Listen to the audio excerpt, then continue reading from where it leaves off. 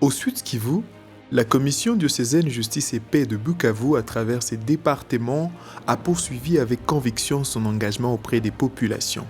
Cette année encore, la CDJP Bukavu a marché aux côtés des jeunes, des femmes, des autorités religieuses et des communautés pour bâtir un avenir plus juste. Voici le voyage d'une année de travail, d'écoute, de plaidoyer et de transformation. Dans une période où l'information est parfois source de tension, la CDJP Bukavu, par son département Bonne Gouvernance, a renforcé la transparence et la participation citoyenne à travers des sensibilisations de populations sur la redevabilité et la participation communautaire. Des ateliers avec les autorités religieuses et locales pour encourager l'intégrité dans la gestion des affaires publiques. Le département de bonne gouvernance a rappelé qu'une société pacifique se construit d'abord par une gestion juste et responsable. Défendre les droits humains est resté au cœur de notre action. Plusieurs séances de sensibilisation dans les écoles et communautés pour promouvoir les droits fondamentaux, des accompagnements des victimes de violations des droits humains grâce au réseau d'alerte et aux structures partenaires, des productions médiatiques comme feuillets informatifs, revues, reportages pour dénoncer les abus et encourager la justice sociale. Les violences se multiplient et touchent particulièrement les femmes. L'année 2025 a exigé plus que des actions locales. Elle a appelé à un engagement courageux jusque dans les sphères nationales de décision. Au niveau provincial, un édit sur la protection des femmes contre les violences domestiques avait déjà été proposé et voté à l'Assemblée provinciale. Cependant, cet édit n'avait pas encore été promulgué. Plus encore, son champ d'application demeurait limité tant sur le plan géographique que juridique. Il ne prévoyait pas clairement les sanctions à l'encontre des auteurs de violences domestiques et ses compétences se restreignaient exclusivement au niveau provincial sans portée nationale. Face à ces limites, la CDJP Bukavu a fait un choix fort: porter la voix des femmes au-delà des frontières provinciales. Une équipe s'est rendue à Kinshasa où elle a mené un plaidoyer actif auprès de l'Assemblée nationale et du Sénat. L'objectif, soutenir la proposition de loi nationale sur la protection des femmes contre les violences domestiques afin qu'elle soit examinée et votée dans les plus brefs délais.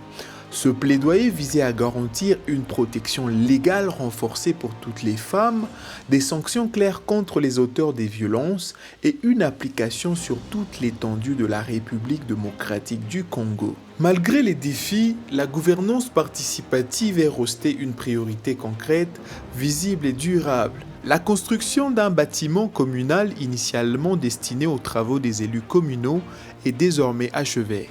Aujourd'hui, cet édifice sert de bâtiment de redevabilité et de participation citoyenne pour les comités locaux de gouvernance participative. Ce lieu constitue un espace d'écoute, de dialogue et de suivi citoyen favorisant la transparence, la redevabilité et l'implication directe des populations dans la gestion des affaires publiques.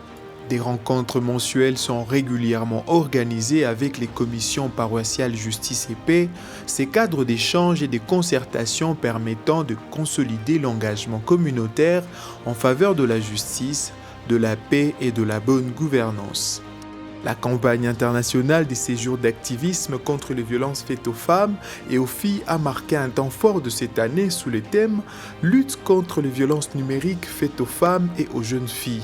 La CDJP Bukavu a mené des activités et des actions telles que des ateliers dans les écoles pour sensibiliser les jeunes à l'usage responsable de nouvelles technologies, des ateliers d'échange, des panels entre femmes de différentes confessions religieuses et celles venues du diocèse de Cyangugu au Rwanda, dénonçant ainsi le cyberharcèlement, le chantage numérique et la diffusion non consentie des images. Mais également que cette plateforme s'illustre activement lors des grands rendez-vous africains. Invitée à partager son expérience, elle porte avec force et dignité la voix des femmes de l'Est de la République démocratique du Congo, au cœur des assises du Shéam, instance qui réunit l'ensemble des églises d'Afrique. À cette occasion, les femmes de l'ACPEB, en collaboration avec la dynamique Femmes, Paix et Inclusion de la CIJP, ont fait une déclaration marquante, profondément émouvante et qui a touché l'ensemble des évêques d'Afrique réunis pour cette rencontre. Ainsi, elle a mené une œuvre de plaidoyer remarquable portant la cause de la femme jusqu'au plus haut niveau ecclésial continental, celui du Shéam, au nom de toutes les églises d'Afrique. 2025 aura été une année de forte mobilisation autour des femmes, de leur leadership et de leur protection. Des sessions de formation sur l'autonomisation, la participation des femmes dans la gouvernance locale et la prévention des violences. Des renforcements des plateformes dynamiques Femmes, Paix et Inclusion dans les paroisses et même au niveau sous-régional pour promouvoir la paix et la cohésion sociale. Des campagnes de sensibilisation sur les droits des femmes et leur rôle essentiel dans la résolution de conflits. Ici, la femme n'est pas spectatrice, elle est actrice de changement, porteuse de paix et gardienne de la dignité familiale. Dans un contexte sécuritaire fragile, prévenir les conflits est une priorité.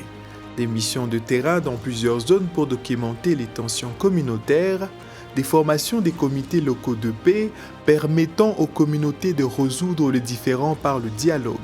La paix ne naît pas d'elle-même, elle se construit pas à pas à travers l'écoute, le dialogue et la solidarité.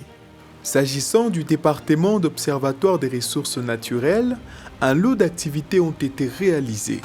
Organisation des campagnes publiques de sensibilisation sur l'accès des femmes petites agricultrices aux terres, structuration et formation des équipes des pêches communautaires sur la gestion administrative et financière, identification des sites d'exploitation de minerais dans certaines paroisses, car préserver nos ressources, c'est préserver notre avenir. 2025 finit sa course, mais la mission continue. Dans chaque paroisse, chaque communauté, chaque famille, la CDJP Bukavu demeure engagée, fidèle à sa vision d'une société plus juste, plus pacifique et plus humaine.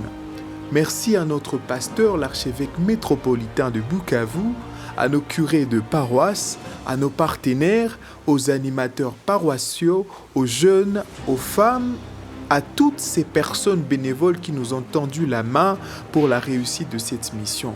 Ensemble, nous bâtissons la paix.